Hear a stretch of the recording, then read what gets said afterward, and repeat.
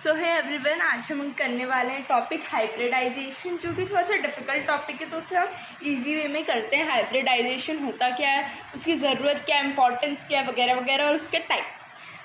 Hybridisation is nothing but it is the cross breeding of two plants. ठीक है, तो it is the cross breeding, यानी कि reproduction होता है प्लांट्स में, जिससे क्या होता है, दोनों की अच्छी अच्छी क्वालिटी एक ही प्लांट में आ जाती है। फॉर एग्जाम्पल, ये एक प्लांट है और ये एक प्लांट है, एक है टमाटो एक है पोटैटो। अब मान लो टमाटो के जो ये वाले प्लांट है, इसमें एक अच्छी क्वालिटी की डिजीज़ रेजिस्टेंस है, इसमें डिजीज़ बहुत जल्दी नहीं होती। और पोटैटो वाली प्लांट की क्वालिटी अच्छी है कि बनने के बाद इसकी बेकिंग क्वालिटी बहुत अच्छी है।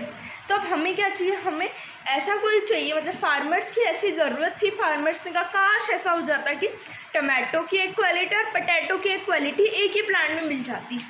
साइंटिस्ट ने कहा ठीक है फिर, तो साइंटिस्ट ने क्या करा, इन दोनों को क्रॉस ब्रीड करा दिया, यानी कि इनका रिप्रोडक्शन करा दिया। और क्या हुआ, एक नया प्लांट मिला टमाटो को क्रॉस ब्रीड करा के पोटैटो से, जो कि है पोमैटो।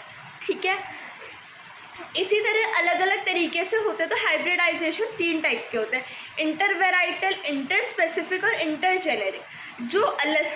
जो एक ही वैरायटी के अलग अलग प्लांट में इंटर वेराइटल, जो अलग अलग स्पीशीज़ की उसमें इंटर स्पेसिफिक, और जो अलग अलग जिनके जीन्स ही एकदम अलग है वो इंटर जेनेरिक।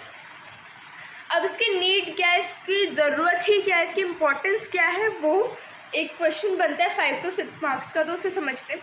सबसे पहला है बेटर ईल्ड, मतलब जब क्रॉस ब्रीड होती है प्लांट तो अच्छी क्वालिटीज़ ही हम चाहते हैं कि वो नए प्लांट में आए, तो उससे क्या होता है, जो ईल्ड है, मतलब जो प्रोडक्शन है, बढ़ता है। बेटर बेकिंग क्वालिटी, जो बनने के बाद की क्वालिटी होती है ना, वो बहुत अच्छी हो जाती है।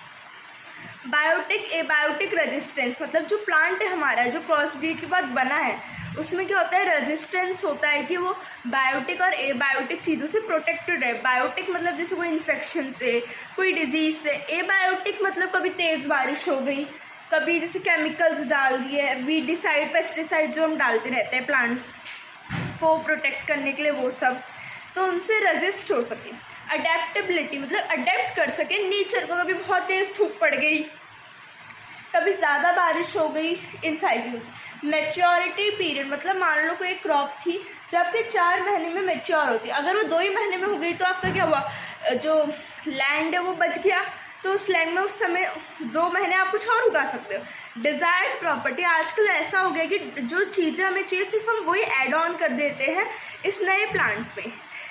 फॉर एग्जाम्पल आप देखते हो क्रॉप प्लांट,